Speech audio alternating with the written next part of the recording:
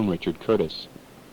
Some months ago, a man was released from the state mental hospital after having attempted to murder his own father. This man had a daughter who lived with his ex-wife.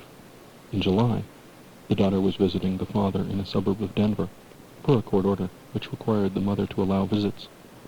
One evening, the daughter went home, reluctantly, after spending the day with neighborhood friends. The father brutally raped and murdered her. Why did this happen? Who is responsible? And how can we prevent this from ever happening again? Is the father to blame? Probably not. He is, after all, completely insane, obviously. You can't hold the insane morally or practically responsible for such actions because they're not aware of the reality of their actions. Moral responsibility requires an awareness that what one is doing is wrong or injurious to others. The father is not one of those graduates of the School of the Americas, run by the CIA and U.S. Army at Fort Benning, Georgia, which trains professional torturers. They are morally responsible. The father in this instance is not. Are the neighbors who sent the daughter home in spite of her protests responsible? Probably not. They didn't have any idea what they were sending her home to, although part of the tragedy is that they feel responsible. And what about the judge who ordered unsupervised visitation with a crazed murderer? Is he or she responsible? Maybe. Although the judge was only interpreting existing laws which give parents rights.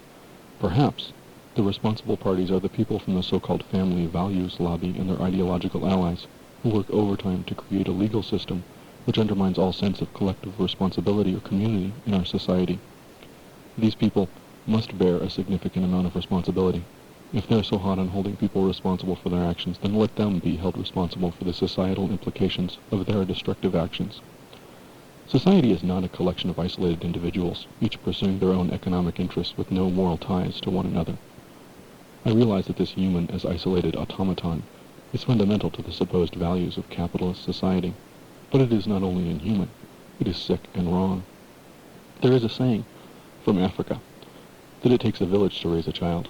These days, the right wing, with its so-called parental rights ballot initiatives, are doing all they can to eliminate any possibility of the village, town, city, county, or state helping parents raise their children, let alone provide for the parents' well-being.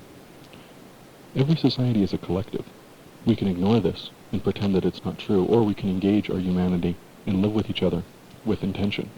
Too many people experience society as cold, unfeeling, cruel, and threatening. And it is for many, although for those with mental illness these feelings can be unnecessarily overwhelming.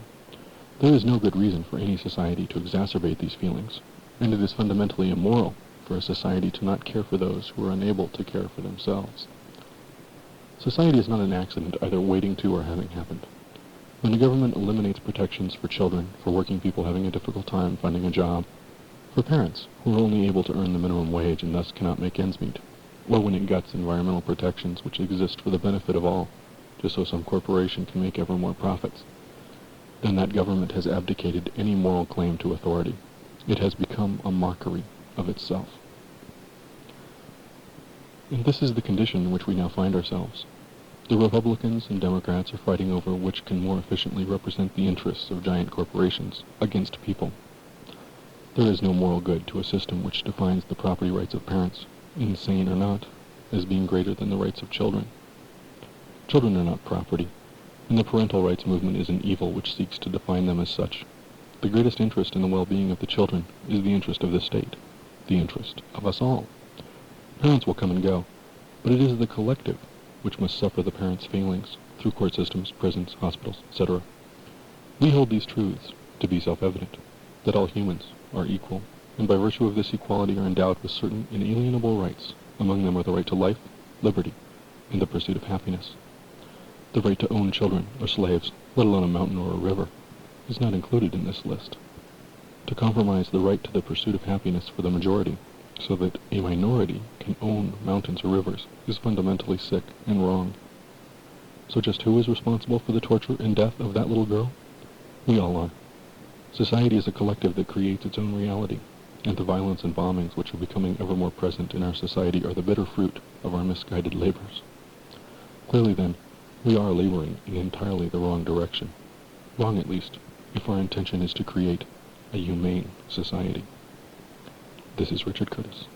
KGNU welcomes guest commentaries on just about any issue. If you'd like to record a commentary for the morning magazine, you can